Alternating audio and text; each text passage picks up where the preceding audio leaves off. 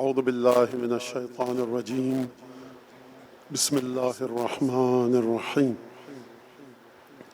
الحمد للہ الذی وسببا للمزید من فضلہ ودلیلا علی آلائہ وعظمتہ ثم الصلاة والسلام علی عبدہ وامین وحیہ وخاتم رسولہ سیدنا و مولانا بالقاسم محمد اللهم صل على محمد وعلى أهل بيته الطيبين الطاهرين الذين أذهب الله عنهم الرجس وطهرهم تطهيرا.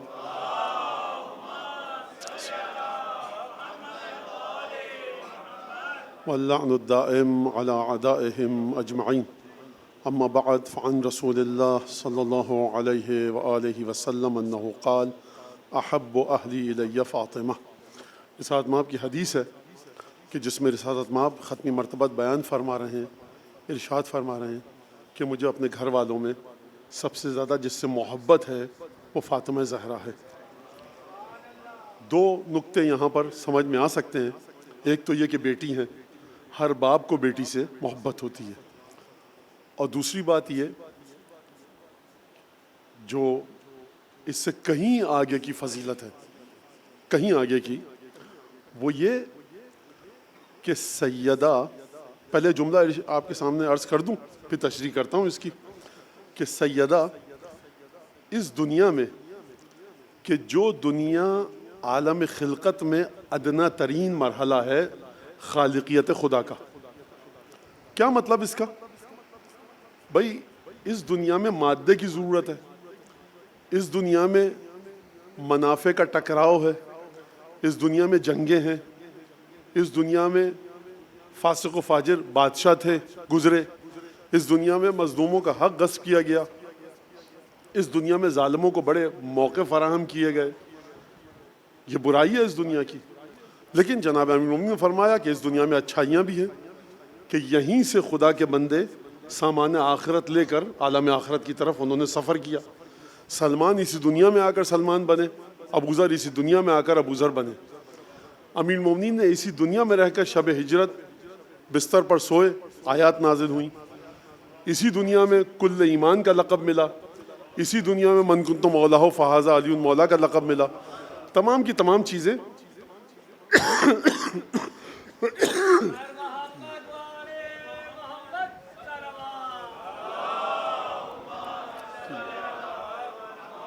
بیٹا گرم پانی ہے اس میں ڈال دو بیٹا، گرم پانی ہے. ٹھیک ہے، آپ بھر دیجیے اس میں. شکریہ.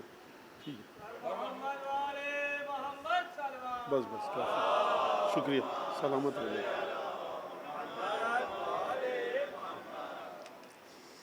تو نیک لوگوں نے بھی اسی دنیا سے سامان آخرت اکٹھا کیا. معصومین کے فضائل اسی دنیا میں ہمارے سامنے آئے، معصومین کے دشمنوں کے رذائل بھی اسی دنیا میں سامنے آئے. تو یہ دنیا کوئی اتنی اچھی جگہ نہیں ہے، ایک عجیب قسم کا حساب کتاب ہے اس دنیا کا. یحییٰ علیہ الصلوۃ والسلام کا سر ایک بد کردار عورت کے قدموں میں رکھا گیا. آپ اس دنیا سے کیا توقع رکھتے ہیں؟ یہ دنیا ایسی ہے. عالم بہشت کیا ہے؟ مولانا کوئی مقابلہ ہی نہیں ہے. کہاں عالم بہشت، کہاں یہ دنیا. عالم بہشت میں صرف اور صرف طہارت اور نور کی حکمرانی ہے کہ نہیں؟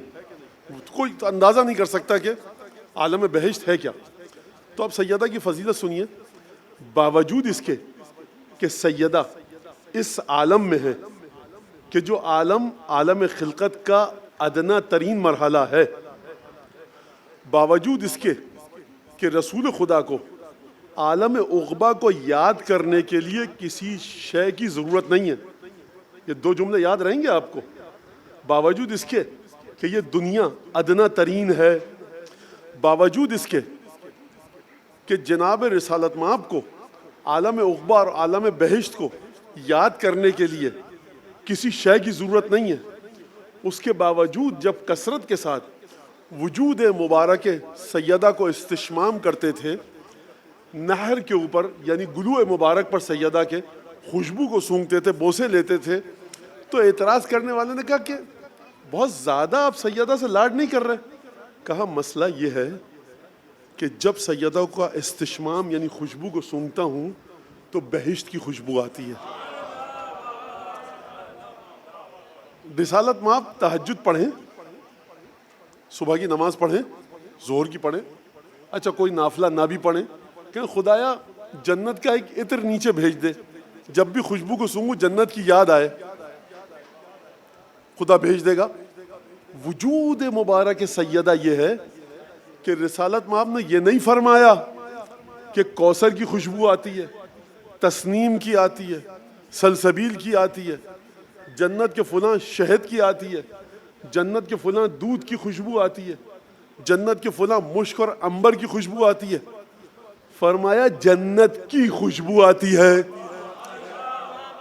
یعنی جنت کو اگر نچوڑ کے اسارہ جنت اگر بنایا جائے, میں مثال دیتا ہوں, آپ نے دیکھا ہوگا دکانوں پہ لکھا ہے عطر گلاب. وہ عطر گلاب ہوتا نہیں ہے, اصلی جو عطر گلاب ہے شاید اتنی سی شیشی اس کی ہزاروں روپے کی آئے. کیوں ہو بنتا کیسے؟ اب یہ ہمارے یہاں قم کے پاس ایک شہر تھا کاشان, وہاں کا مشہور ہے, تو وہاں پہ جائیے آپ کو دکھایا جائے گا 50,000 1 لاکھ 2 لاکھ پھولوں کو, جی 2 لاکھ 3 لاکھ پھولوں کو ایک تانبے کے پتیلے میں رکھا جاتا ہے, پیک کیا جاتا ہے, اس کو گرم کیا جاتا ہے, اس کی بھاپ جب نکلتی ہے تو اتنی سی 2 2.5 3 شیشیاں نکلتی ہیں. جب آپ اس شیشی کو سونگھیں گے تو آپ کو گلاب کے پھول کی خوشبو تو آئے گی, لیکن 2.5 3 لاکھ گلابوں کا نچوڑ اور ایک لفظ ہے ست, عرق, وہ اس پوری شیشی میں ہے. یعنی اس سے کہیں زیادہ خوشبو آپ کو اس شیشی کو سونگھ کے ملے گی کہ جو 2 2.5 3 لاکھ گلابوں میں ہے. یعنی اگر خوشبو وجود مبارک سیدہ کا مقابلہ بہشت سے کیا جائے تو اس مقام پر ہے وجود مبارک کہ صاحب کہاں جنت کہاں سیدہ. نہیں, ظلم کیا ہے آپ نے. ایک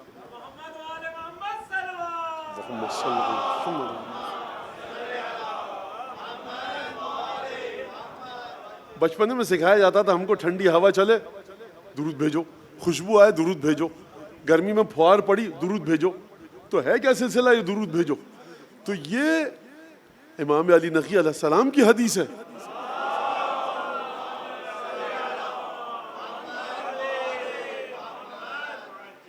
بہانے سے محمد آل محمد کو ڈھونڈتے رہو. واقعہ کہ اب یہ آپ نے سلوات بھیجنے میں دیر کی تو جرمانے کے طور پہ اس حدیث کو آپ سنیے. امام علی علیہ السلام کو ایک خادمہ نے آ کر گلاب کا پھول پیش کیا. امام نے آنکھوں سے لگایا, سونگھا اور کہا کہ جس شخص کے پاس پھول دیا جائے اور آنکھوں سے لگائے, خوشبو کو سونگھے اور اس کے بعد محمد آل محمد پہ درود بھیجے,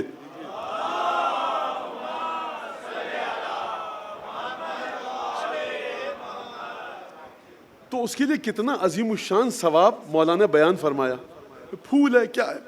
دنیا میں سرکار جو بھی حسین شے ہے جس کی حسن کی کوئی حقیقت ہے وہ ہے ہی صدقہ آل محمد کا.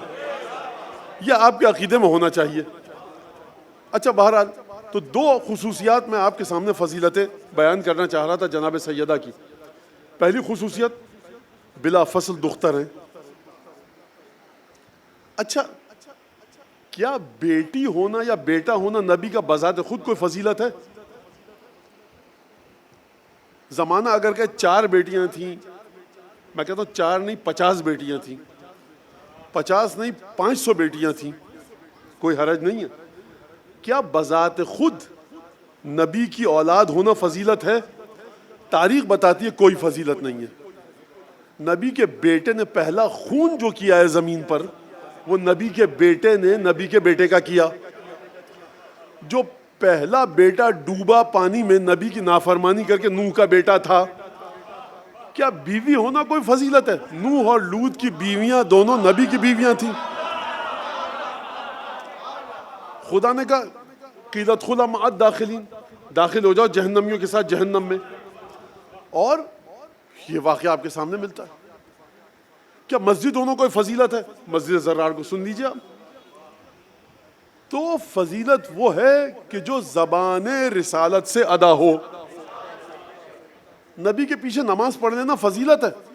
اگر اتنی بڑی فضیلت ہوتی تو خدا قرآن میں 2 مقامات پر رسوا نہ کرتا نبی کے پیچھے نماز پڑھنے والوں کو. نبی کے ساتھ جنگ کر لینا فضیلت ہے. نبی کے لشکر میں شامل ہونا اگر کوئی فضیلت ہوتا تو خدا سورہ احزاب میں نبی کے لشکر میں رہنے والوں کو ذلیل نہ کرتا. فضیلت ہے کہاں پر؟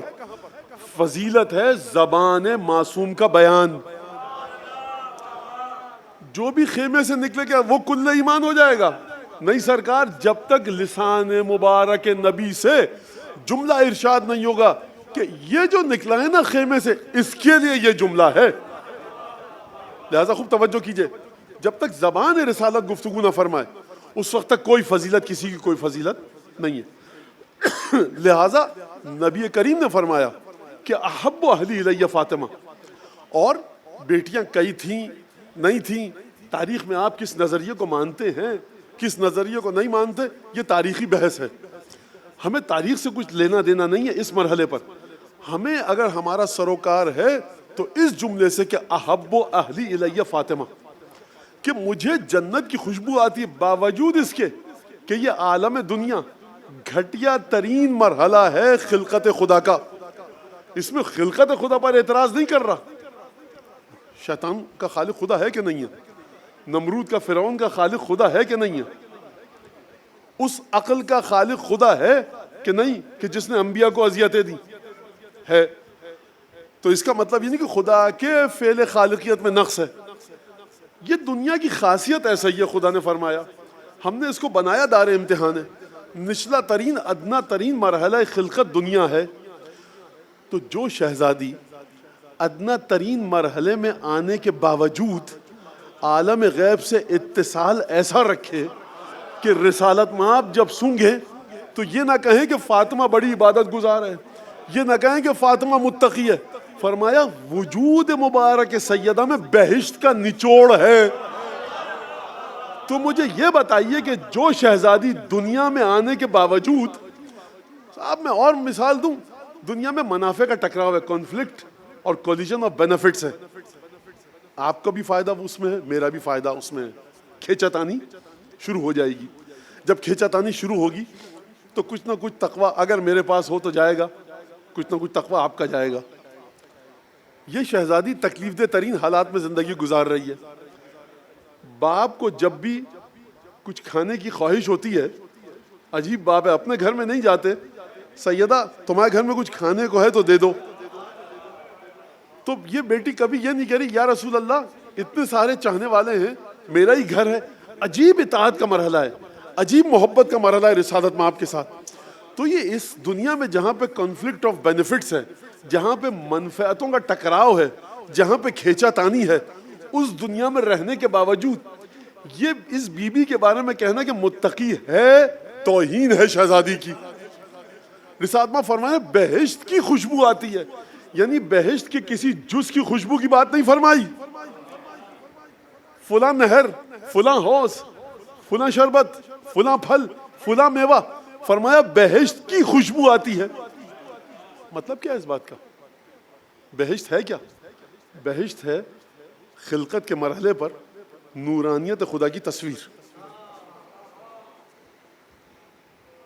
اب میں آسان زبان میں بات کو آپ کے سامنے پیش کر کے بات کو ختم کروں. سب سے بڑی خلقت ہے کیا خدا کی کہ اس سے بڑھ کر کسی نورانیت کا تصور نہیں ہے.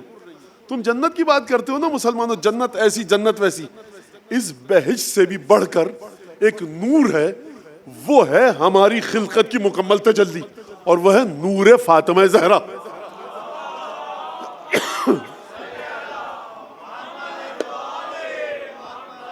اچھا، اب یہ جو آج جو پوری مجلس ہوگی وہ اسی حدیث کے تحت ہوگی. اور میں اب دیکھیے یہ حدیثیں پہنچنی چاہیے. راوی آتا ہے کون؟ عجیب روایت ہے کہ جناب جابر ابن یزید جعفی سے اب ایک مرحلہ ہے، سن لیجیے اس بات کو، یہ کیا فضائل پڑھے جاتے ہیں، لوگ خوش ہیں، واہ واہ کریں، اچھل کود و چلے جائیں، کام کی کوئی بات نہیں ہوتی. سرکار یہ مسلسل ایک جنگ ہے، فضائل اہل بیت کا بیان مسلسل جنگ ہے تاریکی کے ساتھ کہ رتی برابر کوئی فضیلت کسی کے پاس جانے نہ پائے. لہٰذا لوگ خوش ہوتے ہیں لوگوں کو خوش کرنے کے لیے. واللہ باللہ تاللہ قرآن پہ ہاتھ رکھ کے بتائیے کہ فضائل اس لیے پڑھے جاتے ہیں کہ لوگ خوش ہوں. خدا کی خوشنودی نہیں چاہیے، امام کی خوشنودی نہیں چاہیے، لوگوں کی خوشنودی چاہیے. تو آپ کے عقائد ہی غلط ہیں پہلے تو، کہ آپ سمجھتے ہیں فضائل پڑھے جائیں لوگ خوش ہوتے ہیں، امام خوش نہیں ہوتے، خدا خوش نہیں ہوتا.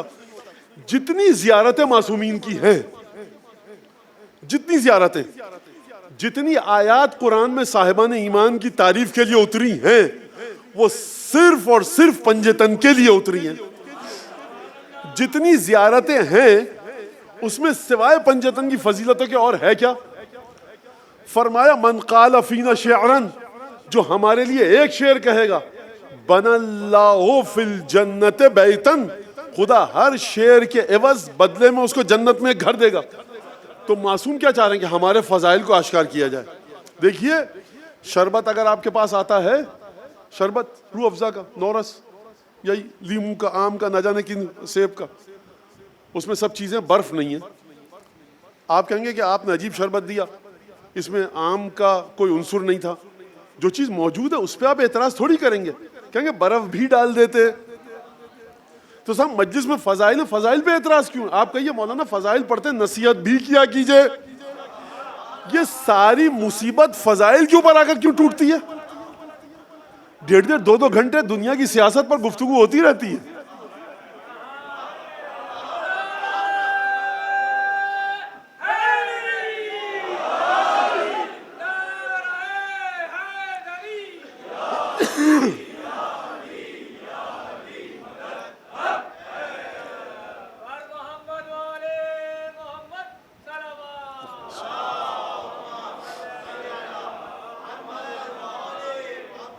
لہذا خوب غور سے اس بات کو سنیے.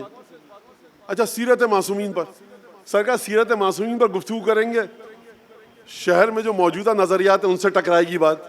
عقائد پر گفتگو کریں گے، شہر میں موجود نظریات سے ٹکرائے گی بات. فقہ پر گفتگو کریں گے، نظریات سے ٹکرائے گی بات. تو سرکار ہم کریں تو کیا کریں، جو بھی کریں گے آپ کو اذیت ہوگی. اس لیے سیدھی سیدھی حدیث پڑھنے دیجیے. اللہ اللہ خیر سے اللہ، خدا بھی خوش، معصوم بھی خوش، حضرت حجت بھی خوش، آپ بھی خوش انشاءاللہ. حدیث سنیے. راوی آتا ہے، جملہ سنیے گا راوی کا. کیا راوی کا جملہ ہے؟ راوی آتا ہے کہتا ہے کہ یبن رسول اللہ، امام ابی جعفر امام محمد باقر سے حدیث ہے، جلت فداک،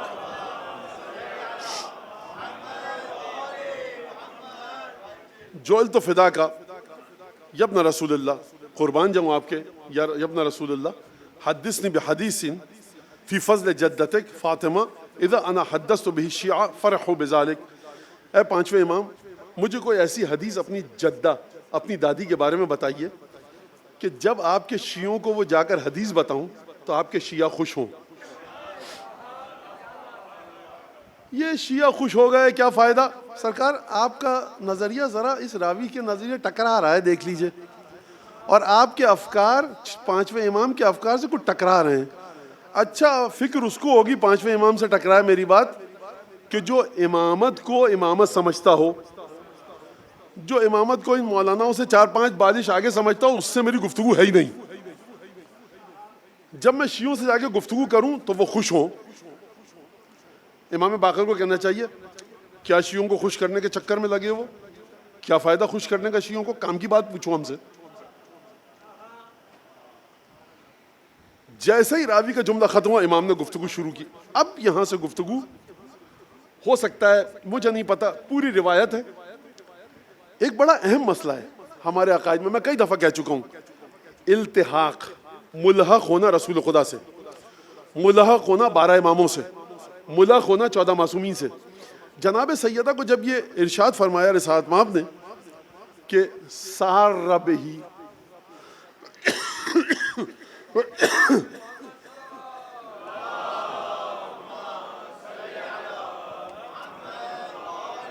ایک حدیث کو سرگوشی کے ساتھ بیان فرمایا. سیدہ نے گریہ کیا, پھر دوبارہ سرگوشی میں گفتگو کی. سیدہ خوش ہوئی, کہا کیا فرمایا؟ ام المومنین نے پوچھا, ازواج میں سے کسی نے کہا کہ میں اپنے بابا کا راز فاش نہیں کروں گی. میرا جملہ ہے, اگر بابا کو بتانا ہوتا تم سب کو پتہ چلے تو میرے کان میں کیوں کہتے؟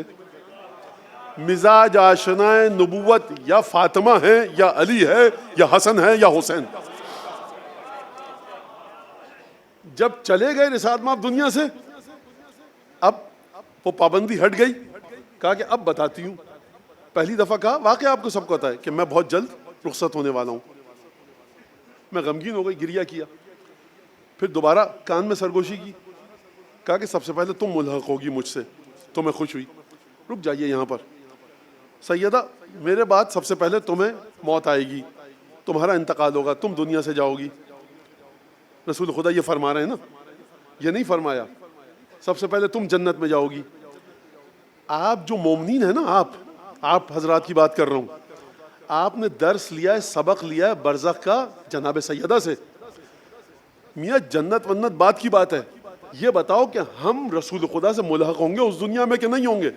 صاحب ایمان کی علامت یہ ہے کہ جب میں برزخ میں اتروں جنت کی کھڑکی کھلے گی, وہ تو بات کی بات ہے. میری بنیادی جنت ہے امیر المومنین کا دیدار, میری بنیادی جنت ہے رسول خدا سے ملحق ہونا, سید الشہداء سے ملحق ہونا.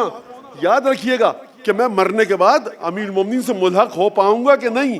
اگر یہ مسئلہ حل ہو گیا, بقیہ سارے مسئلے خود بخود حل ہو جائیں گے. لہذا کوشش کیجئے امیر المومنین سے الحاق کی. لہذا فرمایا, تو یہ پوری کی پوری جو حدیث ہے اسی ایک جملے کے گرد گھومتی ہے کہ ملحق ہونا کس سے؟ رسول خدا سے. سیدہ اس عظمت کے باوجود فرما رہی ہیں کہ میں آپ سے کہاں ملاقات کروں گی, کب ملحق ہوں گی آپ سے؟ یا علی تم مجھ سے ملحق ہوگے؟ جناب امیر کہہ رہے ہیں میں ملحق ہوں گا رسول خدا سے. فالودہ لایا گیا, فالودہ ایرانی آئے کوفے میں, تو تہوار آیا, کوئی فالودہ لے کر آئے. جناب امیر نے پوچھا یہ کیا ہے؟ کہا فالودج. کہا یہ کیا ہوتا ہے؟ کہا ایسے بنتا ہے, یہ ہم اپنے فارس میں بناتے تھے تہواروں پہ, میٹھا ہوتا ہے, ٹھنڈا ہوتا ہے. کہا میں نہیں کھاؤں گا. کہا یا علی پاک و پاکیزہ ہے, حلال ہے کوئی. کہا کیوں؟ کہا میرے حبیب, میرے بڑے بھائی حبیب کا لفظ استعمال کیا ہے, میرے محبوب محمد مصطفیٰ نے کبھی نہیں کھایا. تو نہیں کھایا, جائز تھا, نہیں تھا ان کے زمانے میں. کہ اخاف ان لا الحق بہ, مجھے ڈر یہ ہے کہ میں کوئی چھوٹا سا ایسا کام کر دوں جو میرے بھائی نے نہ کیا ہو, تو ڈر یہ ہے کہ قیامت میں ملحق نہ ہو پاؤں. نوجوان بچے پتہ کیا سوچیں گے, مولانا یہ کیا بات ہوئی؟ اس کو سمجھنے کے لیے مزاج آشنائے علی بننا پڑے گا.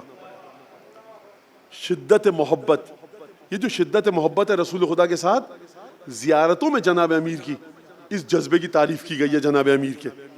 لہذا یاد رکھیے گا, اگر آپ کے دل میں رسول خدا کا نام آئے, اسم گرامی آئے, اور ایک عجیب قسم کی محبت کروٹ نہ لے, تو سمجھ لیجئے کہ ایمان میں کمی ہے, کیونکہ ہم نے محبت رسول کو سیکھا ہی پنجتن سے ہے.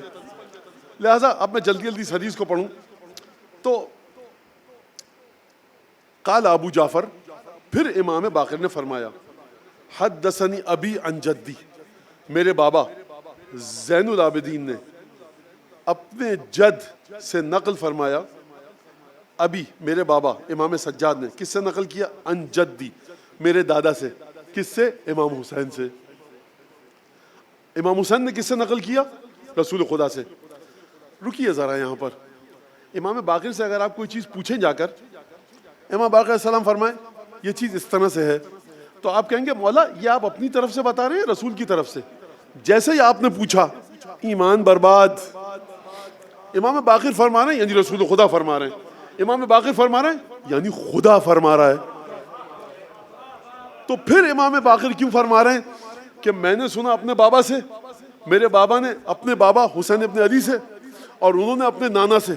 تو خوب توجہ کیجئے گا, اس کا مطلب ہے کہ یہ واقعہ پہلے گزر چکا ہے. اور ایک اور بات سن لیجئے, جب بھی کوئی واقعہ گزر چکا ہوتا ہے ائمہ کی زندگی سے پہلے, اور اس کی سند میں امیر المومنین ہو, جناب سیدہ ہو, تو معصوم کو بڑا اچھا لگتا ہے کہ اپنے آبا و اجداد اور اپنی دادی کے ناموں کے ذریعے حدیث کو زندہ کریں. یہ نام لینے کی بات ہو رہی ہے سرکار. خوش ہونا اہل بیت کے ذکر پر ایمان کی علامت ہے. چلیے اب روایت کی طرف. رسول خدا نے فرمایا اذا کان یوم القیامہ نصب للانبیاء والرسل منابر من نور. انبیاء اور رسولوں کے لیے نور کے ممبر رکھے جائیں گے. فیکون ممبری اعلی منابرہم یوم القیامہ. میرا ممبر رسول خدا کا سب سے بلند ترین ممبر ہوگا تمام انبیاء کے ممبروں میں. ثم یقول اللہ. اس کے بعد خدا کی جانب سے آواز آئے گی یا محمد اخطب. خطبہ دو, تقریر کرو. فاخطب بخطبۃ لم یسمع احد من الانبیاء والرسول بمثلها. تو میں اس کے بعد ایسا خطبہ دوں گا کہ انبیاء اور رسولوں نے ایسا خطبہ کبھی نہیں سنا ہوگا. ثم ينصب للاوصیاء منابر من نور. اس کے بعد انبیاء کے تمام جانشینوں کے لیے نور کے ممبر رکھے جائیں گے, اور میرے وسیع علی کے لیے ایک الگ نور کا ممبر رکھا جائے گا. فی اوساطہم. تمام انبیاء کے جانشینوں کے ممبروں کے درمیان. وہ کیسا ممبر ہوگا؟ من نورن. علی کا ممبر بھی نور کا ممبر ہوگا.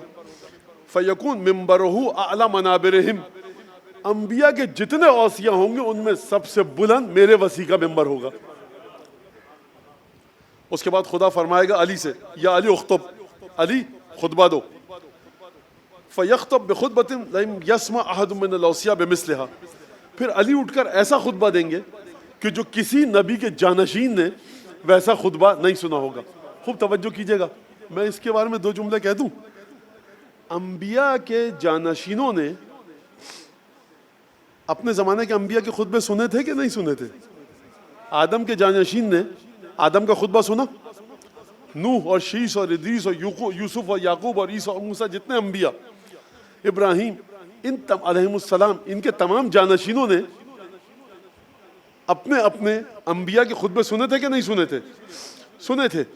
جناب ارشاد ما فرما رہے ہیں علی اٹھ کر ایسا خطبہ دیں گے کہ جو کسی نبی کے کسی جانشین نے نہیں سنا ہوگا.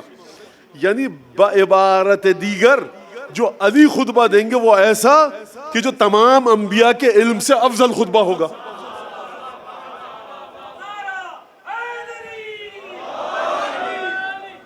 اور اس کے بعد ممبر لگایا جائے گا کس کے لیے؟ انبیاء اور رسولوں کی اولادوں کے لیے. یہ کیسے ممبر ہوں گے؟ یہ ممبر بھی نور کے ممبر ہوں گے.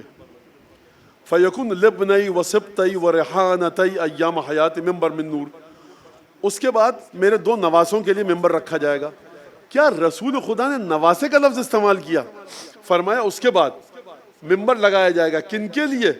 میرے دو بیٹوں کے لیے. وہ میرے دو بیٹے جو میرے نواسے بھی ہیں, میرے وہ دو بیٹے کہ جو دنیا میں میرے لیے خوشبودار پھول تھے. اس کا مطلب سمجھے آپ؟ اس کا مطلب یہ ہے آپ کا مزاج مقدر ہو, جی گھبرا رہا ہو, ایک کیفیت عجیب سی ہو, آپ کو وہ پھول دیا جائے جو آپ کی پسند کا ہے, اس کی خوشبو آپ کو پسند ہے, آپ سونگیں گے تو اگر غصے میں ہوں گے غصہ بیٹھ جائے گا, گھبراہٹ میں ہوں گے گھبراہٹ بیٹھ جائے گی. روایت ہے ہمارے پاس کہ جب دعا کرنے جاؤ تو صدقہ دو اور کوئی خوشبو سونگو, اس کے بعد اپنی حاجت کے لیے دعا کرو, کیونکہ خوشبو کو سونگ کے طبیعت میں ایک صفائی پاکیزگی پیدا ہوتی ہے. تو میرا سوال یہ کہ رسول خدا کے وجود میں کوئی قدورت ہے؟ نہیں ہے. تو پھر کیوں کہہ رہے ہیں حسن اور حسین میرے دو پھول ہیں؟ یعنی رسول کو بھی جب حسن حسین کو دیکھتے ہیں تو دیکھتے نہیں ہیں, سونگتے ہیں. جب سونگتے ہیں تو رسول خدا کو وہ فرحت ملتی ہے جو پوری کائنات میں دیکھ کر کسی کو نہیں ملتی. کسی کا چہرہ اس لائق ہی نہیں ہے سوائے ان کے کہ رسول دیکھیں تو رسول کی بانچیں کھل جائیں, چہرہ خوشی سے دمکنے لگے, چمکنے لگے. تو اگر آپ کے سامنے حسن حسین کا نام لیا جائے, آپ کے چہرے میں مسکراہٹ آ جائے, اس سے بڑھ کر سنت رسول خدا کی پیروی ہو سکتی ہے؟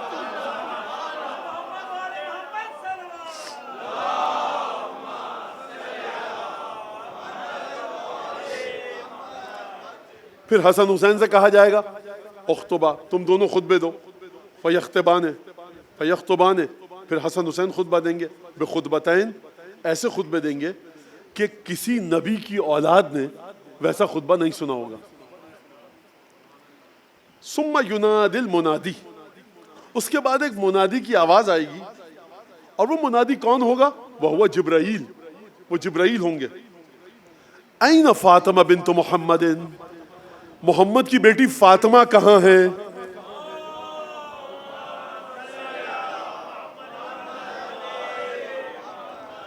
این خدیجہ تو بنت خویلد، خویلد کی بیٹی خدیجہ مادر فاطمہ کہاں ہے؟ این مریم بنت عمران، عیسیٰ کی ماں مریم بنت عمران کہاں ہے؟ این آسیہ بنت مزاحم، فرعون کی زوجہ مزاحم کی بیٹی آسیہ کہاں ہے؟ ان تمام خواتین کو آپ اچھی طرح سے معرفت رکھتے ہیں، اس پر میں گفتگو نہیں کروں گا. این ام کلثوم، ام یحییٰ ابن زکریا، یحییٰ کی ماں ام کلثوم کہاں ہے؟ فیقمنا، یہ تمام خواتین اپنے مقام پر ایستادہ ہو جائیں گی. فیقول اللہ تبارک و تعالی، خدا پکار کر کہے گا یا اہل الجمع لمن الکرم اليوم. یہاں سے اب آپ خوب چوکنے ہو کر سنیے گا، دہرانے کا وقت نہیں ہے اس حدیث کو اور تشریح زیادہ کرنے کا. خوب چوکنے ہو کر سنیے گا. لمن الکرم اليوم، آج کے دن کرم، سخاوت، پاکیزگی، طہارت، عزت، توقیر کس کے ہاتھ میں ہے؟ آج کے دن لمن الکرم اليوم، آج یہ کون سا دن ہے؟ آج کا دن کس دن کی بات ہو رہی ہے؟ قیامت کے دن. قیامت کے دن میں آپ سے پوچھتا ہوں، قیامت کے دن حکومت کس کی ہوگی؟ آپ قرآن میں کیا پڑھتے ہیں؟ مالک یوم الدین. قیامت کے دن کا مالک خدا ہے. دنیا میں دھوکہ، ڈھکوسلا، چوری، دغلکاری، دغابازی، عیاری، چالاکی، مکاری سب چل جاتی ہے. انسان ایک دوسرے کو بیوقوف بنا سکتے ہیں. جیسے ہی میں آپ کو دیکھوں، استغفر اللہ، مولانا بڑا ذکر کرتے ہیں، بیوقوف بنا دیا میں نے آپ کو تسبیح لے کے. جیسے ہی دیکھا فلاں صاحب آ رہے ہیں، میں کھڑا ہو گیا، مولانا یہ کون سی نماز؟ میں تو دن بھر نافلہ پڑھتا رہتا ہوں. آپ کو میں نے معذرت کے ساتھ بیوقوف بنا دیا.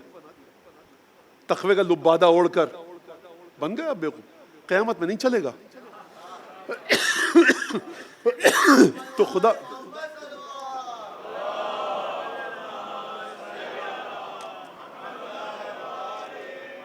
فرما رہا کرم آج ہے کس کے ہاتھ میں؟ لمن الکرم اليوم، آج کے دن کرم کا مالک کون ہے؟ خدا پوچھ رہا ہے. فیقول محمد وعلی والحسن والحسین، محمد، علی، حسن، حسین علیہم الصلوۃ والسلام جواب دیں گے للہ الواحد القہار، پروردگار کرم اس ذات کبریائی سے مخصوص ہے کہ جو واحد ہے، قہار ہے.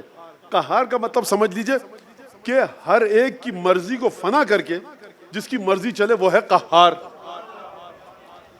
آپ کہتے ہیں بھائی ان کا قہر نازل ہو گیا بادشاہ سلامت کا، اب کسی کی نہیں چلے گی، جو بادشاہ چاہے گا اس کی چلے گی. تو بادشاہ کبھی ظالم بھی ہوتا ہے، عادل بھی ہوتا ہے. مظلوم ظالم سب کو ایک لاٹھی سے ہانکتا ہے بادشاہ. حکمران حاکم تو مرضی اس کی چلتی ہے، چاہے آپ لاکھ چیختے رہیے کہ یہ ظلم ہے، یہ حرام ہے، یہ گناہ ہے، مرضی اس کی چلتی ہے. لہٰذا اپنے سے ماتحت کی مرضی کو اگر کلعدم قرار دے دیا جائے، ان کے ہاتھ سے، دست و پا سے طاقت کو چھین دیا جائے، وہ کمزور ہو جائیں، وہ بے حیثیت ہو جائیں، تو اسے کہتے ہیں قاہر. قرآن میں ایک آیت ہے کہ خدا پکار کے کہے گا لمن الملک، خدا کی آواز آئے گی بادشاہت کس کی؟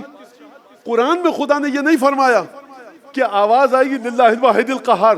ایک آواز آئے گی کہ پروردگار ملک تیرا ہے، تو واحد ہے، تو قہار ہے. لیکن پانچویں امام کی حدیث بتلا رہی ہے کہ قرآن میں جو آیت آئی ہے نا، کہنے والے کا نام خدا نے نہیں لیا. پانچویں امام بتا رہے ہیں کہ کون کہے گا؟ محمد کہیں گے، علی کہیں گے، حسن کہیں گے، حسین کہیں گے. پروردگار بادشاہی تیری ہے، کرم تیرا ہے.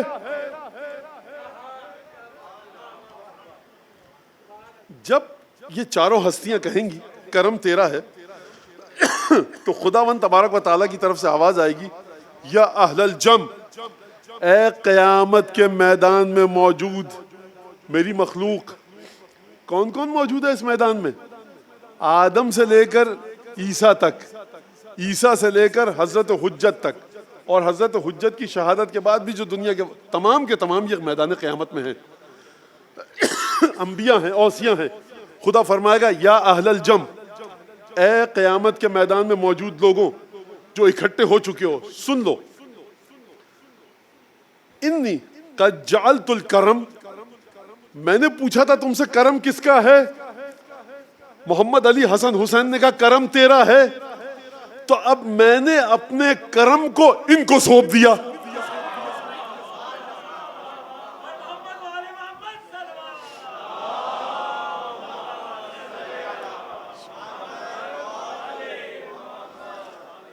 نام کیا لیے خدا نے؟ سنیے، قد جعلت الکرم، میں نے کرم دے دیا ہے. کس کو؟ لمحمد وعلی والحسن والحسین.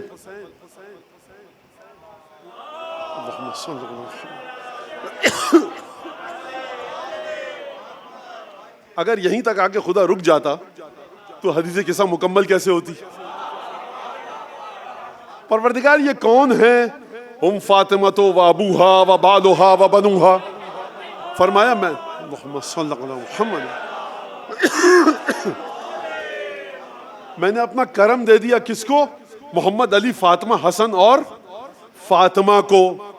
محمد علی حسن حسین اور فاطمہ کو اپنا کرم دے دیا. اب یہاں پر جب گفتگو ہوئی، اگلا جملہ خداوند تبارک و تعالیٰ کی جانب سے آئے گا، یا اہل الجم، اے قیامت کے میدان میں موجود لوگوں، تأتأ الرؤوس وغض الابصار، سر جھکا لو، آنکھیں بند کر لو. فإن هذه فاطمہ تسیر إلی الجنہ، کیونکہ اب فاطمہ جنت کی طرف جا رہی ہے.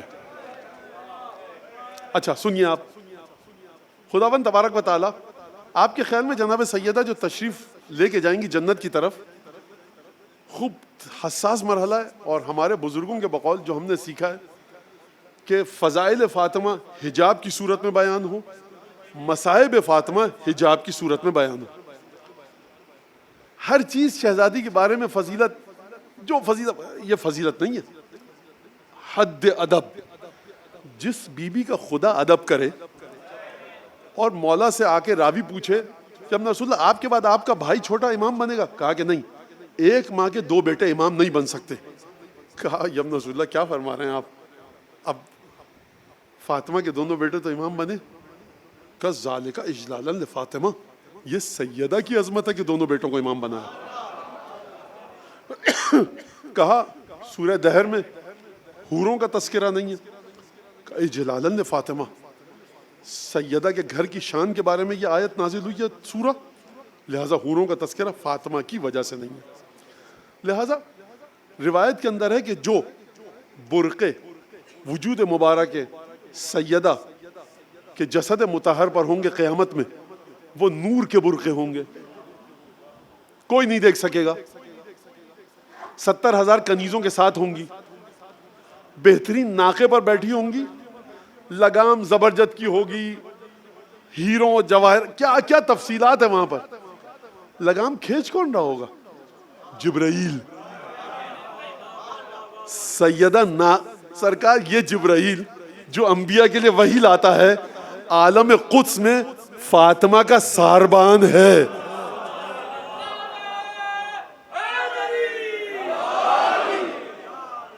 تو پھر خدا کیوں کہہ رہا ہے؟ خدا تو نے عجیب غریب عظیم الشان نور کے برقع ایسے دیے سیدہ کو کہ جو نگاہ اٹھا کر دیکھنا بھی چاہے گا، سورج کو کبھی آپ دیکھ سکیں نگاہ بھر کے؟ نہیں دیکھ پائے گا. ناقہ ہوگا، 70,000 کنیزیں ہوں گی، حوریں ہوں گی، نور کے ایک نہیں 1000 برقع ہوں گے. تو پھر خدا کیوں کہہ رہا ہے کہ سر جھکاؤ، آنکھیں بند کرو؟ جلالت فاطمہ کا اعلان ہو کہ دیکھو تمہاری حیثیت اتنی بھی نہیں کہ جب سیدہ جائے تو گردن اٹھا کر رکھو. گردن جھکا لی، جب آپ نے گردن جھکا لی، اگر آپ گردن جھکا لیں تو آپ مجھے نہیں دیکھ سکتے. تو پھر کیوں حکم دیا جا رہا ہے آنکھیں بند کر لو؟ یعنی فاطمہ کی عظمت کی ادنا تجلی یہ ہے کہ تمہارے سر جھک جائیں، آنکھیں بند ہو جائیں. یہ سیدہ کی تجلی عظمت کی. یہ سیدہ کو اس سے کوئی فائدہ نہیں ہو رہا. یہ اوقات بتائی جا رہی ہے میدان قیامت میں موجود لوگوں کی. خوب توجہ کیجئے کہ آپ کس بی بی کے فرش پر موجود ہیں. درک کیجئے اس بات کو. فاطمہ زہرا صلوات اللہ وسلام علیہا.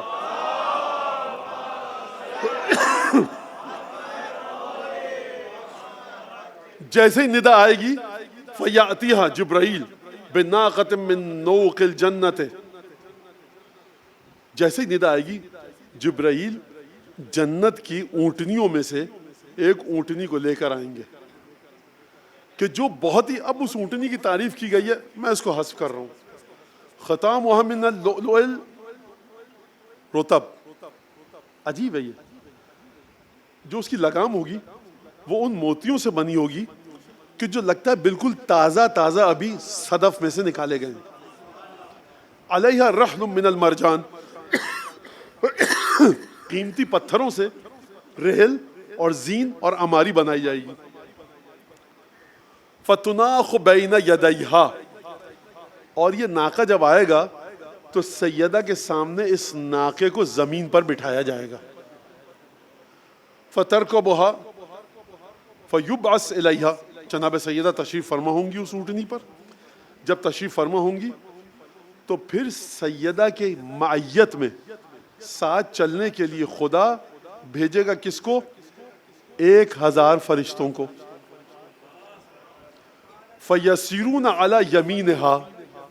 یہ 1000 فرشتے سیدہ کی دائیں جانب چلیں گے. ویبعث الیہا 100,000 ملک. اس کے بعد دوبارہ 1,00,000 فرشتے بھیجے جائیں گے. 1,00,000 پہلے بھیجے دائیں طرف چلیں گے، 1,00,000 دوبارہ فرشتے بھیجے جائیں گے بائیں طرف چلیں گے. فیسیرون علی یسارہا. بائیں طرف آ گئے. ویبعث الیہا 100,000 ملک. پھر 1,00,000 فرشتے اور بھیجے جائیں گے. یحملونہا علی اجنحتہم حتی یسیرونہا علی باب الجنہ. وہ 1,00,000 فرشتے کیا کریں گے؟ اپنے پروں پر اس ناقے کو اٹھا کر جنت کی طرف لے کر جائیں گے. یعنی سیدہ کو اتنی اذیت بھی نہ ہو کہ یہ ناقہ اپنے قدم اٹھائے، یہ فرشتوں کے پروں پر جائیں گی. یہ ہو کیا رہا ہے سب؟ سرکار اس سے بالا تر اگر میدان قیامت میں کوئی اعزاز خدا دے سکتا تو وہ دیتا. یہ خدا کرنا کیا چاہ رہا ہے؟ سکا میں کیا بتاؤں. راوی نے خود کہا، امام باقر نے جواب دے دیا. جب میں رسول اللہ ایسی حدیث بتائی اپنی دادی کی کہ جب شیعوں کو بتائی جائے تو شیعہ خوش ہوں. ارے یہ آپ کی خوشی کا خیال کر کے 5ویں امام نے بتایا ہے کہ تم ہماری دادی کی فضیلتوں کو سنو، اس معرفت کو دل میں رکھ کر حدیث قصہ پڑھو، اس معرفت کو دل میں رکھ کر دعائے توسل پڑھو، اس معرفت کو دل میں رکھ کر سیدہ کی نماز استغاثہ پڑھو، اس معرفت کو دل میں رکھ کر سیدہ کی زیارت کرو. اس لیے بتائی گئی ہے کہ معرفت کا معیار اوپر آئے. اور اس کے بعد اذا صارت عند باب الجنہ. جب جنت کے دروازے کے پاس شہزادی پہنچیں گی تو خدا کی جانب سے آواز آئے گی، یا بنت حبیبی، اے میرے محبوب کی بیٹی. رسول خدا کے ذریعے مخاطب کر رہا ہے. ملتفاتک وقد امرت بک الی جنتی. سیدہ جنت کے دروازے پر رک کیوں گئی ہو؟ یہ دائیں بائیں کس کو دیکھ رہی ہو؟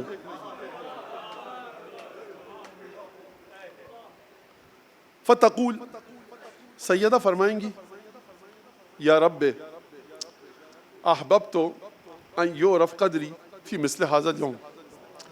خدا آپ سب کو، آپ کے نسلوں کو، آپ کے مرحومین کو، اس سے بڑھ کر کوئی دعا نہیں ہے، کنیزان سیدہ کی حقیقی صف میں شمار کرے. اور جب آپ کی اور میری آنکھ بند ہو رہی ہو تو یہ ذاکر، خطیب، نوحہ خان، فلاں، یہ بچے اسکاؤٹ کچھ نہیں، یہ مہر پہ لگایا جائے ہمارے نامہ عمل کی کہ یہ 14، 5 اور 12 کا حقیقی ماننے والا ہے. اس کے ساتھ آپ کی آنکھیں بند ہوں. لمبی عمر دے خدا آپ کو. پروردگار رکی اس لیے ہوں دائیں بائیں میں اس لیے دیکھ رہی ہوں کہ میں چاہتی ہوں کہ آج کے دن میری فضیلت تو سب کو بتا دے. خوب توجہ کیجیے گا, روایت بڑی عجیب ہے. شہزادی آپ کی فضیلت پتہ تو چل گئی. 1,00,000 فرشتے اس طرف, 1,00,000 اس طرف, 1,00,000 فرشتے اپنے پروں پہ لے کے جائیں گے. جنت کا ناقہ, تمام کے نور کا ممبر آپ کے بچوں کا. فضیلت سیدہ, آپ رحمت سیدہ کو سمجھیے یہاں سے. اب میں تشریح نہیں کروں گا, خود سمجھ جائیں گے آپ. روایت بڑی حساس مرحلے پہ داخل ہو چکی ہے. میں چاہتی ہوں میری قدر و منزلت پتہ چلے. خدا کی طرف سے آواز آئے گی, یا بنت حبیبی ارجعی فانظری. اچھا تم چاہتی ہو تمہاری قدر و منزلت پتہ چلے, تو واپس آؤ میدان قیامت میں اور دیکھو. فانظری, دیکھو, تم دیکھو سیدہ. من کان فی قلبہ حب لک او لأحد من ذریتک. سیدہ جا کر دیکھو میدان قیامت میں, اگر, اب یہاں پر بڑی عجیب جملہ ہے, جس کے دل میں تم اپنی محبت کو پاؤ یا جس کے دل میں اپنے بچوں کی محبت کو پاؤ, خذی بیدہ, اس کو اشارہ کرو اور ادخلیہ الجنہ, اسے اپنے ساتھ جنت میں لے جاؤ. خوب توجہ کیجیے گا, خدا بھی مزاج آشنا ہے سیدہ ہے, سیدہ بھی مزاج آشنا ہے ربوبیت ہے. سیدہ چاہتی ہے میری یہ فضیلت, 3,00,000 فرشتے, جنت بہشتی اونٹنی, ہیرے جواہرات سے مرصع لگام, جبرائیل ساربان, اس کے باوجود فرمانی میری قدر و منزلت پتہ چلے.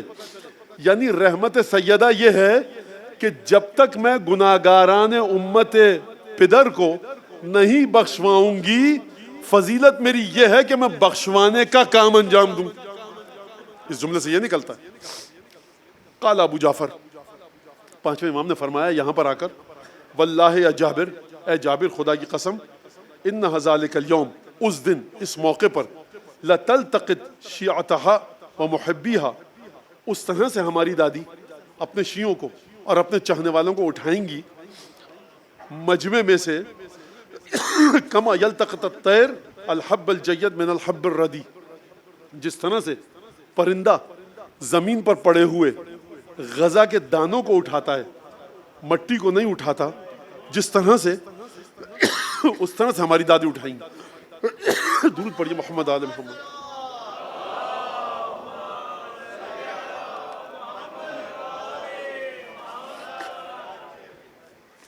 اس کا معنی کیا ہے اس حدیث کا یہاں پہ؟ اس کا معنی یہ ہے کہ میدان قیامت میں محب اور مبغض ایک ساتھ کھڑے ہوں گے, دوست اور دشمن اتنے نزدیک ہوں گے کہ جس طرح زمین پہ مٹی میں پڑا ہوا باجرہ مل جاتا ہے, آپ کے لیے بڑا اٹھانا مشکل نہیں بلکہ ناممکن ہے. یہ سیدہ کا علم عصمت ہے, یہ سیدہ کا علم لدنی ہے کہ سیدہ اس تمام مجمع میں اس طرح سے دیکھیں گی اپنے چاہنے والوں کو اور اس طرح سے لے کر جائیں گی دشمنوں کے بیچ میں سے جدا کر کے کہ جس طرح سے پرندہ جدا کرتا ہے. اور اس کے بعد فرمایا امام نے کہ فَإِذَا صَارَ شِيَعْتُهَا مَعَهَا عِنْدَ بَابِ الْجَنَّةِ, جب بی بی کے تمام شیعہ جنت کے دروازے پر شہزادی کی معیت میں اکٹھے ہو جائیں گے, يُلْقِ اللَّهُ فِي قُلُوبِهِمْ أَنْ يَلْتَفِتُوا, تو ان شیعوں کے دل میں خدا ایک پیغام ڈالے گا کہ دائیں بائیں دیکھو. اور فرما رہے شیعوں کے دل میں پیغام آئے گا خدا کی طرف سے کہ تم دائیں بائیں دیکھو. فَإِذَا الْتَفَتُوا, یہ شیعہ بی بی کے جو جنت کے دروازے پر بی بی کے ساتھ آ چکے ہیں, جنت میں داخل ہونے والے ہیں, دائیں بائیں دیکھیں گے تو پھر آواز آئے گی خدا کی, یا احبائی, اے میرے محبوب بندوں, ملتفاتکم, دائیں بائیں کیا دیکھ رہے ہو؟ وقت شفعت فیکم فاطمہ بنت حبیبی, میں نے فاطمہ کی شفاعت کو قبول تو کر لیا. خود پروردگار دل میں پیغام ڈالے گا کہ دائیں بائیں دیکھو. اور جب دائیں بائیں دیکھیں گے تو خدا پوچھے گا دائیں بائیں کیوں دیکھ رہے ہو, وجہ کیا ہے؟ جب یہ دائیں بائیں دیکھیں گے تو یہ کہیں گے یا رب احببنا ان یعرف قدرنا فی مثل ھذا الیوم. اب یہ سیدہ کے شیعہ کہہ رہے ہیں پروردگار ہم یہ چاہتے ہیں کہ آج کے دن ہماری آقازادی کی منزلت تو نے بتا دی, اب ہماری منزلت بھی سب کو بتا.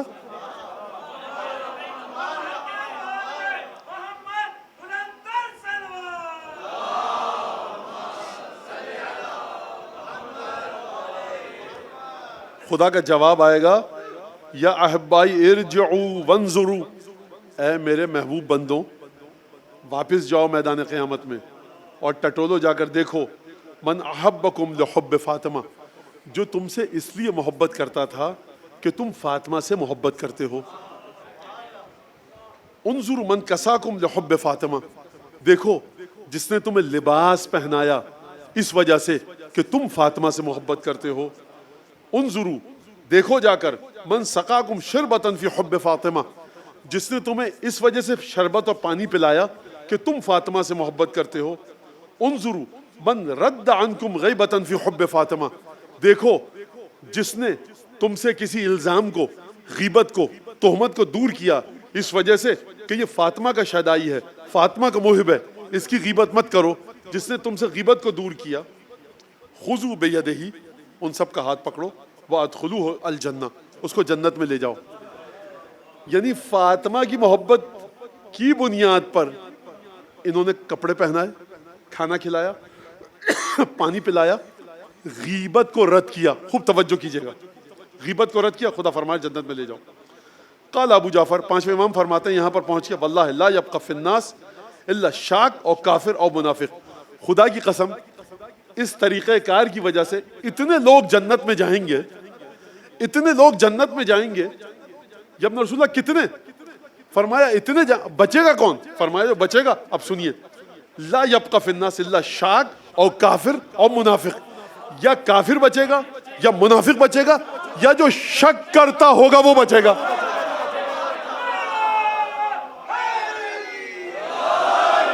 فَإِذَا صَارُوا بَيْنَ الطَّبَقَاتِ نَادَوْا، جب یہ لوگ باقی رہ جائیں گے میدان قیامت میں تو پکاریں گے. یہ کیا پکاریں گے؟ مولا نے فرمایا وہی لفظ پکار کر کہیں گے جو خدا قرآن میں بھیج چکا ہے. اب آپ کی سمجھ میں اگر آیت نہیں آئی ہے آج تک تو سن لیجئے پانچویں امام کی زبان مبارک سے. یہ پکار کر کہیں گے فَمَا لَنَا مِن شَافِعِينَ وَلَا صَدِيقٍ حَمِيمٍ، پروردگار ہماری تو کوئی شفاعت کرنے والا ہی نہیں ہے، ہمارا تو کوئی دوست ہی نہیں ہے. تو اب یہاں سے میں جملہ کہہ دوں کہ جب قرآن نے فرمایا یا لیتنی اتخذت مع الرسول سبیلا، یا لیتنی لم اتخذ فلانا خلیلا، کاش رسول کے ساتھ ایک راستہ لے لیا ہوتا، کاش میں اس کو اپنا دوست نہ بناتا. قرآن فرما رہا فلانا خلیلا، اس کا مطلب ہے کہ کوئی دوست ایسا بدبخت ہوگا کہ جو جہنم میں لے کر جائے گا. تو دوستی اور دشمنی کے معیار کو دیکھو.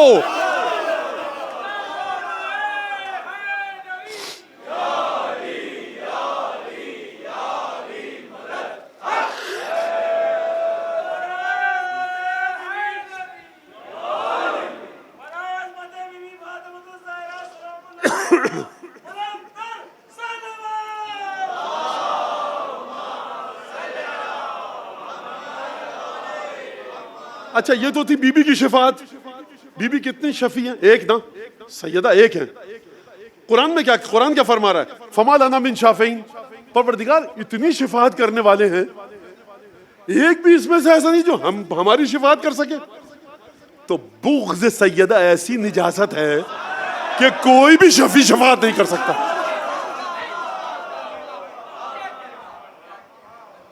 ولا صدیقین حمیم، کوئی ہمارا گہرا دوست بھی نہیں ہے.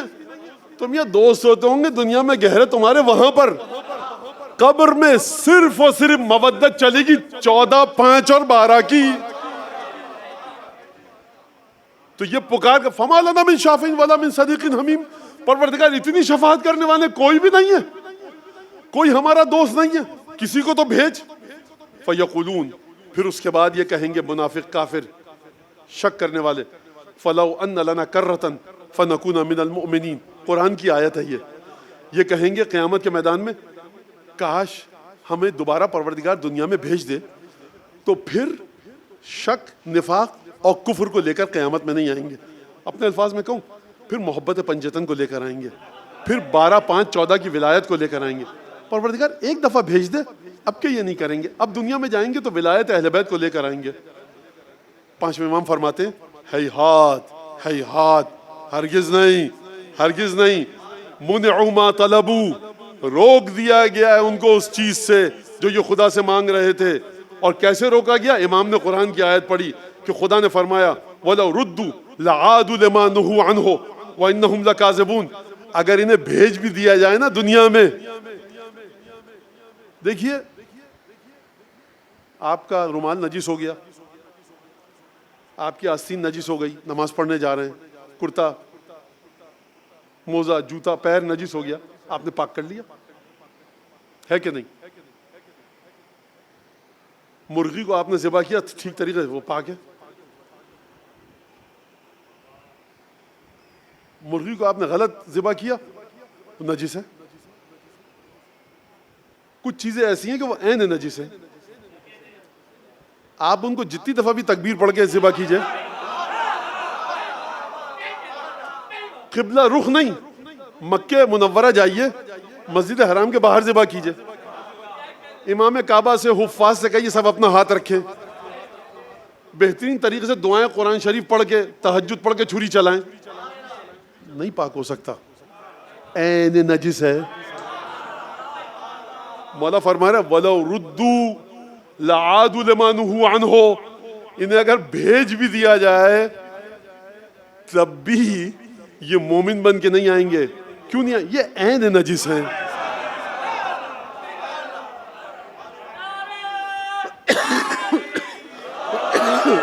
اچھا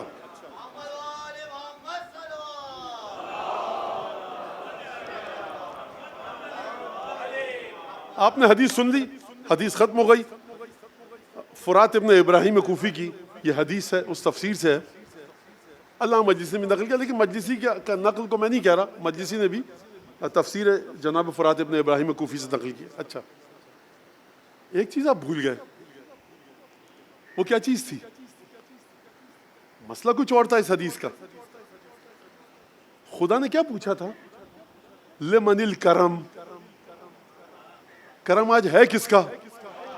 خدایا تیرا. خدا کہے گا کرم میں نے دیا پنجتن کو. یعنی کیا مطلب؟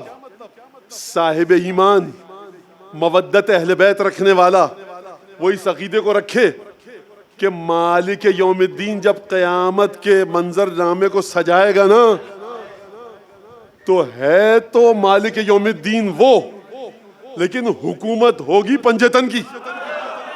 تو جب خدا نے پوچھا لمن الکرم، کرم ہے کس کا؟ خدایا تیرا. یہ مقام توحید کا، مقام ربوبی کا اقرار اور اعتراف تھا. کس کی طرف سے؟ رسالت مآب کی طرف سے. کس کی طرف سے؟ امین مومنین حسن حسین، ان چاروں ہستیوں کی طرف سے. لیکن خداوند تبارک و تعالی نے جب ان ہستیوں کی زبان مبارک سے سنا کہ کرم تیری طرف سے ہے، تو ان کا مقام عبودی اور مقام عبادت اس مرحلے پر ہے کہ پروردگار نے کہا کہ جو تم چاہو گے وہ ہوگا. یعنی کرم پروردگار اگر جاری ہوگا وجود مبارک سیدہ سے، کرم پروردگار اگر میدان قیامت میں جاری ہوگا تو سیدہ کے سچے ماننے والوں کے ذریعے. لہٰذا آپ نے غور فرمایا کہ کرم کا مرکز، مصدر، مأویٰ، جڑ، مرکز پنجتن کا وجود ہے. آپ جا کر دو چار جملے اور اس کے مصائب کی طرف آؤں گا. آپ جا کر پڑھیے دعائے علقمہ کو، اس میں آپ کو ملے گا پروردگار میں تجھ سے سوال کرتا ہوں. کس کے ذریعے؟ رسول خدا کے ذریعے، امین مومن کے ذریعے، جناب سیدہ کے ذریعے، امام حسن کے ذریعے اور امام حسین کے ذریعے. آپ دعائے علقمہ کو پڑھیے جا کر. اس کا جو ماحصل ہے، جو نچوڑ ہے، وہ کیا ہے؟ پروردگار مجھے بچا لے، میری حاجتیں پوری کر دے، میرے درد، تکلیف، رنج، آلام، مصائب ان کو دور کر دے، اور جو میرا دشمن ہے اس کو بیماریوں میں مبتلا کر دے، اس کو ذلت و غربت میں مبتلا کر دے، اس کے گھر میں اتنے مسائل پیدا کر دے کہ وہ اس سے بچ نہ سکے. اچھا یہ ہر ایک کے لیے پڑھنے کے لیے نہیں ہے، اس کے لیے ہے کہ جو مبغض اہل بیت ہے. سالے بہنوئی کو جھگڑا ہوا، وہ بھی بیچارہ فرش ازا پر آتا ہے، آپ نے دعا علقمہ پڑھنی شروع کر دی. اگر آپ کے پاس ناد علی کی زرہ ہے مومن ہونے کی وجہ سے، تو جو آپ کا رشتہ دار ہے اس کے پاس بھی ناد علی کی زرہ ہے. یہ کام مت کیجئے. بڑی نفیس دعائیں ہیں, ان کو ایسے دکاندار سے جھگڑا ہو گیا, ابھی دعا علقمہ پڑھوں گا جا کر سرکار. یہ عرشی چیزیں ہیں. ناد علی مطلب آپ نے چچا داد ماموداد بھائی سے جھگڑا ہو گیا, ناد علی کا وظیفہ کہ مولا علی اس کو فلاں کر دے فلاں کر دے. نہیں, یہ پڑھیے دشمن کے لیے. اور جو چاہنے والے ہیں اہل بیت کے, کسی بھی مذہب کے ہوں, ان کے لیے تھوڑا سا ذرا دوسرا انداز رکھیے. بہرحال تفصیلی گفتگو ہے, میں اس میں ابھی نہیں جانا چاہتا. تو آپ دیکھیے زیارت عاشورہ آپ پڑھیے. زیارت عاشورہ کا ماحصل کیا ہے؟ امام حسین کی مظلومیت, قاتلوں پر لعنت, اہل بیت سے توسل, سید الشہداء کا تعلق کس سے؟ نانا سے, بابا سے, بھائی سے, مادر گرامی سے. یہی سب ہے نا زیارت عاشورہ میں. آخری دعا کیا ہے؟ پروردگار میری زندگی کو آل محمد کی زندگی قرار دے. اس کے بعد آپ نے 100 دفعہ لان 100 دفعہ سلام پڑھا, پھر سجدے میں گئے, 2 رکعت نماز پڑھی زیارت عاشورہ کی, پھر دعا علقمہ پڑھی. اب دعا علقمہ کا جو ماحول ہے مکمل مختلف ہے زیارت عاشورہ کے ماحول سے. وہاں پر کیا ہے؟ صرف سید الشہداء, سید الشہداء کے دشمنوں پر لعنت. دعا علقمہ کیا ہے؟ حاجتوں کو پیش کیا جا رہا ہے کہ نہیں؟ ایسا جا کر دیکھیے گھر میں, آپ ماشاءاللہ سب پڑھنے والے ہیں. تو زیارت عاشورہ پر ایمان رکھ کر جو پڑھے اس کو زیارت عاشورہ یہ عہدہ عطا فرماتی ہے کہ اب اپنے دردوں کی دوا خدا سے چاہو. یعنی اگر دل میں محبت حسین ابن علی ہے, اگر دل میں قاتلوں سے بغض اور نفرت ہے, نہیں ہم کسی نفرت نہیں رکھ, غلط چیز نہیں, مغلا کے قاتلوں سے بغض ہے اور ٹوٹ کر ہے اور بھرپور انداز سے ہے, اور مولا سے اور مولا کے چاہنے والوں سے شہداء سے محبت ہے اور بہت بہترین انداز سے اور ٹوٹ کر ہے اور بھرپور ہے, یہ اگر ہے تب کہو خدا سے خدایا درد و رنج ہیں, مشکلات کو دور فرما, پنجتن کا نام لے کر. تو لہٰذا کرم کا مرکز دنیا میں بھی پنجتن ہے, کرم کا مرکز آخرت میں بھی پنجتن ہے. لہٰذا ان سے جڑیے. اب جو جملہ میں مسلسل آپ کے سامنے رسالت میں آپ کو جناب سیدہ کا پیش کر رہا ہوں, السعید کل السعید حق السعید من احب علی فی مما حیات و بعد مماتے. مکمل خوش قسمت جس کو حق ہے کہ تم خوش قسمت کہو, اور بھرپور خوش قسمتی جس میں ہے وہ انسان ہے کہ جو علی ابن ابی طالب سے محبت کرے زندگی میں بھی اور علی کی موت کے بعد. بدبخت شخص, بدقسمت شخص جو مکمل بدقسمت ہے, اور بدقسمتی اس سے بچ کر نہیں گئی ہے, جتنی بدقسمتیاں تھیں اس کی جھولی میں آ چکی ہیں. اور حق ہے کہ اس کو بدقسمت کہو. وہ کون ہے؟ جو علی سے بغض رکھے زندگی میں بھی اور دنیا میں بھی اور آخرت میں بھی اور موت کے بعد بھی. ایک درود پڑھے محمد عالم بیٹا بھر دو اس کے ذرا. شکریہ, بہت شکریہ.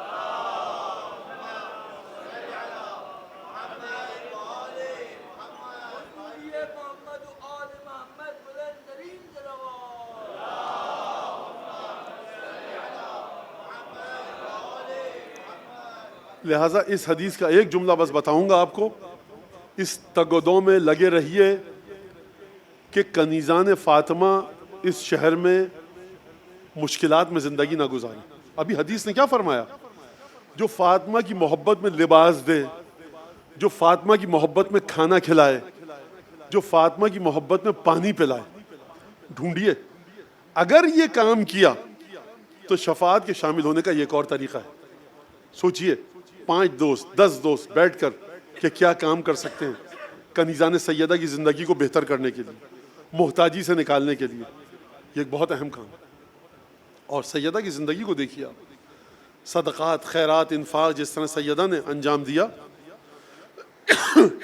کسی نے انجام نہیں دیا پورے مدینے میں. حیات رسالت مآب میں وہ سیدہ, باغ فتح 7 ہجری کو آ چکا تھا ہاتھ میں, 10 ہجری کو شہادت ہوئی ہے بی بی کی. 3 سال باغ فتح بی بی کے پاس رہا. اس کے باوجود بھی زمانے نے کبھی بیوی کو پر تعیش اور پر آسائش زندگی گزارتے ہوئے نہیں دیکھا. مطلب کیا ہے؟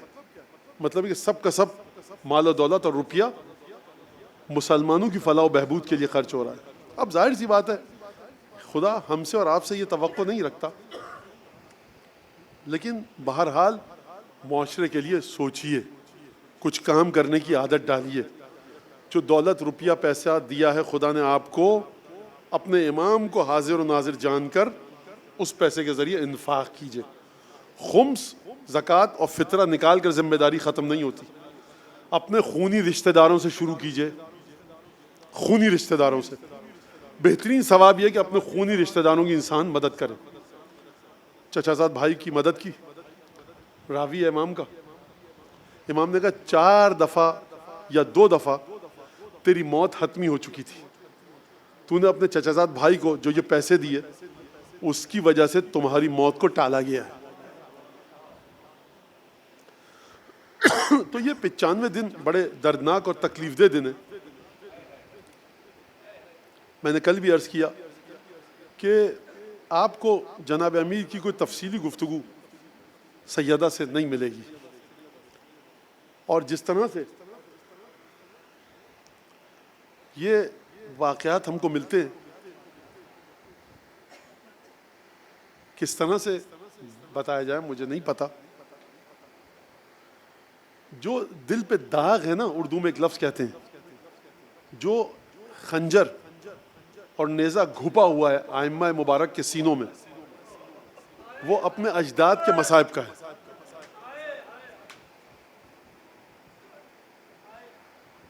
یعنی بار بار گواہی دی ہے جناب سیدہ کی صداقت کی اور شہادت کی معصومین نے. حجت کہا کہیں پر اپنے لیے.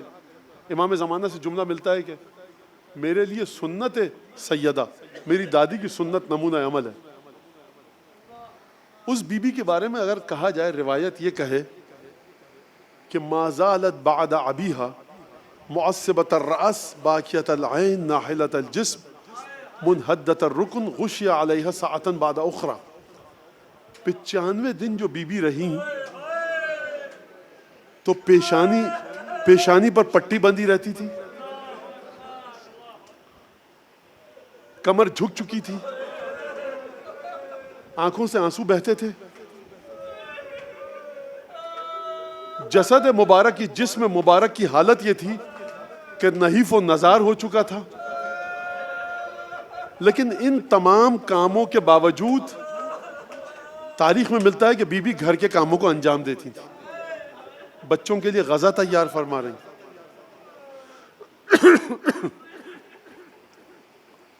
اور کس طرح کیا بی بی کے غم کے بارے میں بتایا جائے. میں جناب محسن کی شہادت کا ذکر کروں، امیر المومنین کی مظلومیت کا ذکر کروں. دیکھیے یہ جملہ مجھ سے سنیے، مجھے ابھی ابھی یاد آیا. آیت اللہ العظمیٰ سید فیروز آبادی، معروف مرج تقلید ہے، انتقال ہو گیا کوئی آج سے 25 28 30 سال پہلے. مرحوم ہے آیت اللہ العظمیٰ فیروز آبادی کا.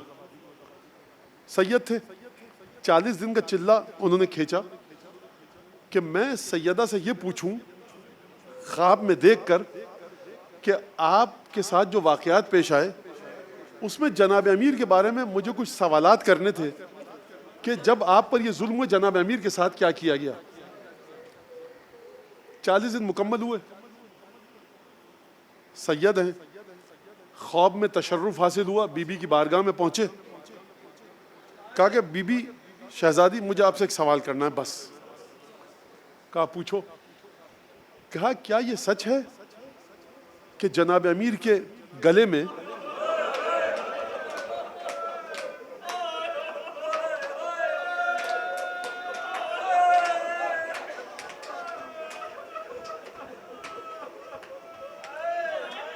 آپ کی گریے کی آوازیں بلند ہوئی؟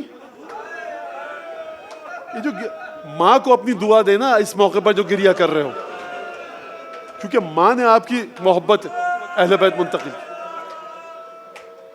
جب آیت اللہ فیروز آبادی نے یہ پوچھا نا کہ کیا واقعا سچ ہے کہ گلے میں رسی ڈال کے لے کر گئے، بی بی کے لیے یہ جواب اتنا تکلیف دہ تھا کہ بی بی یہ جواب نہیں دے پائیں، فرمایا لقد استصغروا ابا الحسن، ہاں رسول کے جانے کے بعد انہوں نے ابو الحسن کی بڑی توہین کی. یعنی جو جملہ بی بی اپنی زبان مبارک سے بیان نہیں کر پا رہی،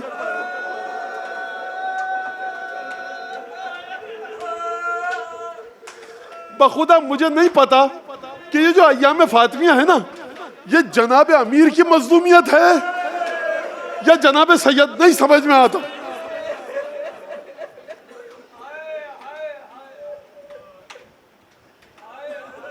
آیت اللہ محمد حسین اصفہانی ایک جملہ نقل فرماتے ہیں مرثیے میں، فرماتے ہیں اتزرم النار بباب دارہا وآیت النور علی منارہا.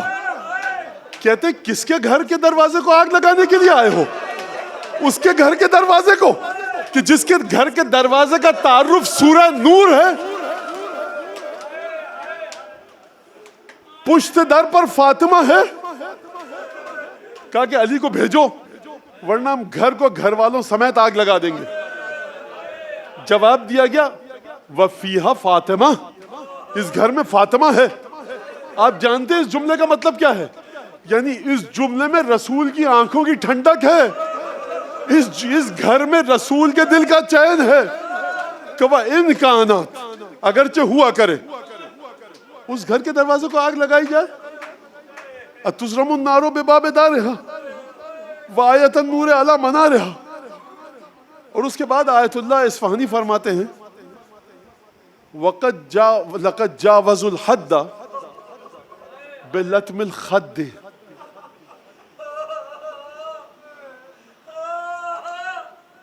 اس کا میں ترجمہ آپ کے سامنے اس سے زیادہ پیش نہیں کر سکتا. صلی اللہ علیہ یا حجت ابن الحسن، صلی اللہ علیہ یا امیر المؤمنین. وجاوزوا الحد بلطم الخد شلت ید الطغیان والتعدی. فرماتے ہیں کاش وہ ہاتھ ٹوٹ جاتا جس نے سیدہ کی شان میں وہ گستاخی کی.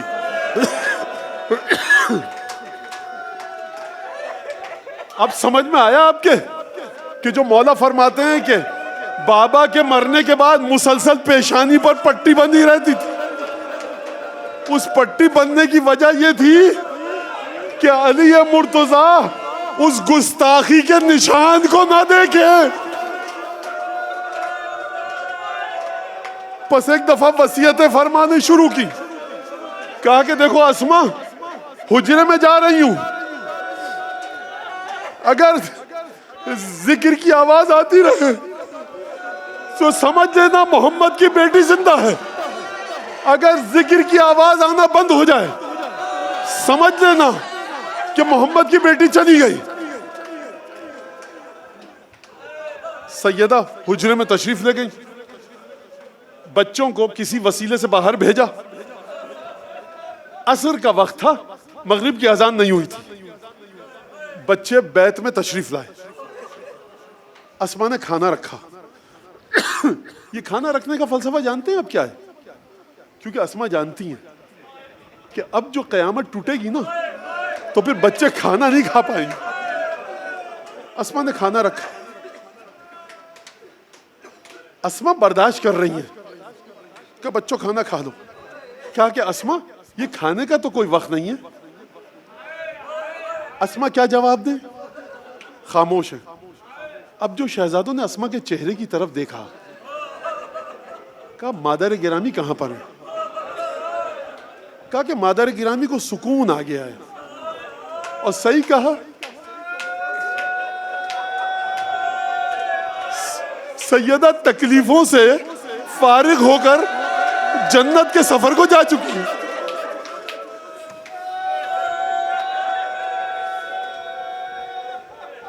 اسما کے چہرے کی طرف بچوں نے دیکھا، سمجھ گئے کہ کیا قیامت ٹوٹ پڑی ہے. دوڑتے ہوئے گئے، حجرے کا دروازہ کھولا، اپنے آپ کو ماں پر گرایا اور فرمایا کلمینی یا اماں، مادر گرامی کلام کیجئے، کچھ تو گفتگو کیجئے. جب دیکھا ماں گفتگو نہیں کر رہی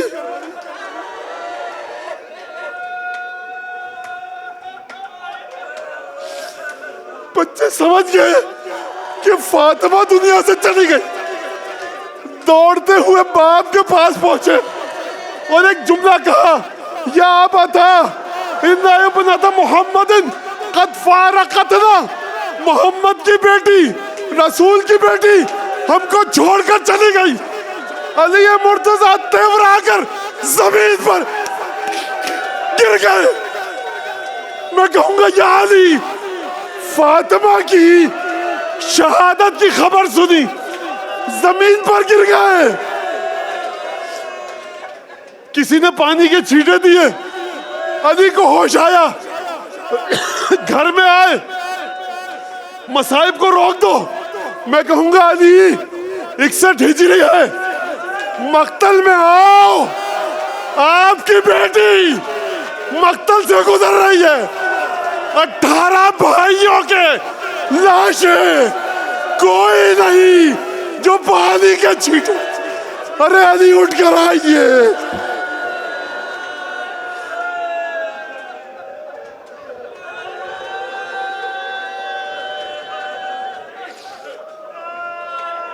اللہم کن ولیک حجت ابن الحسن صلواتک علیہ وعلی آبائہ فی هذه الساعة وفی ولیا وحافظا وخیرا حتی تسکنه ارضک اجرک اللہ یا بقیت اللہ فی مصاب امک الزہرہ اجرک اللہ احسن اللہ لک العزا یا رسول اللہ فی مصاب ابنتک الزہرہ احسن اللہ لک العزا یا خدیجہ فی مصاب ابنتک الزہرہ صلی اللہ علیہ یا حسن ابن علی المجتبی صلی اللہ علیہ یا سید الشہداء۔ پروردگار اس قلیل عبادت کو حضرت حجت کی بارگاہ میں مرہم دل قرار دے، مولا کے دل سے ہر دکھ کو دور فرما، ہر خوشی عطا فرما۔ پروردگار عزاداران جناب سیدہ کے دفتر میں ہمارے ناموں کو ثبت و ضبط فرما۔ پروردگار جو کوتاہیاں اس ذکر میں اس حقیر سے رہ گئی ہیں ان کو تو سیدہ کے کرم کے صدقے میں عفو و درگزر فرما۔ پروردگار جن جن لوگوں نے مجھ سے دعا کی درخواست کی ہے، مومنین مومنات سے دعا کی درخواست کی، ان سب کی دعاؤں کو مستجاب فرما۔ اگر کوئی تنگ دست، نادار، قرضدار، پریشان حال، بے اولاد، بے روزگار، کسی مشکل میں گرفتار ہے، اس کی مشکلات کو دور فرما۔ بعض دوستوں کا ایکسیڈنٹ ہوا ہے، دعا کیجئے کہ خدا شفا کامل عاجل سیدہ کے صدقے میں عطا فرمائے۔ ایک بندہ مومن نے اپنی آنکھ کی تکلیف کے لیے دعا کی درخواست کی ہے، کہا مولانا نام لے کر دعا کیجئے گا، تو دعا کیجئے کہ پروردگار جلد از جلد ان کی آنکھ کی تکلیف کو دور فرمائے۔ آپ حضرات میں، آپ کے گھروں میں خدا نخواستہ کوئی بیمار ہے، مریض ہے، کسی تکلیف میں مبتلا ہے، پروردگار جلد از جلد مشکلات کو دور فرما۔ حضرت حجت کے ظہور میں تعجیل فرما، ہمیں ان کے انصار و اعوان میں شامل فرما۔ پروردگار قیامت تک کے لیے ہماری نسلوں میں محمد آل محمد کے سے مودت رکھنے والوں کو پیدا کرتا رہیو۔ پروردگار اس گھر کے جتنے بھی مرحومین و مرحومات ہیں ان کو جوار سیدہ میں جگہ عطا فرما۔ قیامت تک کے لیے اس گھر میں عزائے سید الشہداء، عزائے ائمہ معصومین کو قائم و دائم فرما۔ جس شخص نے، جس مومن نے جس طرح سے بھی اس مجلس میں حصہ لیا ہے، ہمارے جو اسکاؤٹ کے بچے ہیں، رضاکار ہیں، جو خدمت، سو سلام، نوحہ، مرثیہ، زیارت، ماتم، کسی بھی حوالے سے پروردگار ان سب کو جناب سیدہ کی بارگاہ سے بہترین اجر عطا فرما۔ پروردگار جو لوگ جناب اسحاق ماہب کے خلاف، قرآن کے خلاف، اہل بیت کے خلاف سازشوں میں مصروف ہیں، بدترین انداز سے ان کی سازشوں کا رخ ان کی جانب پھیر دے۔ سو سلام، نوحہ، مرثیہ، مجلس پڑھنے والے محدثین، مفسرین، علماء، فقہا جو اس دنیا سے چلے گئے ہیں، ہمارے والدین، ذوی الحقوق، اعزاء، اقربا، ان سب کو اس مجلس کا ثواب عائد و واصل فرما۔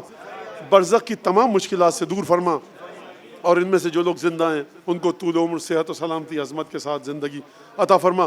دعاؤں کی قبولیت کے لیے بلند آواز سے درود پڑھ دیجیے۔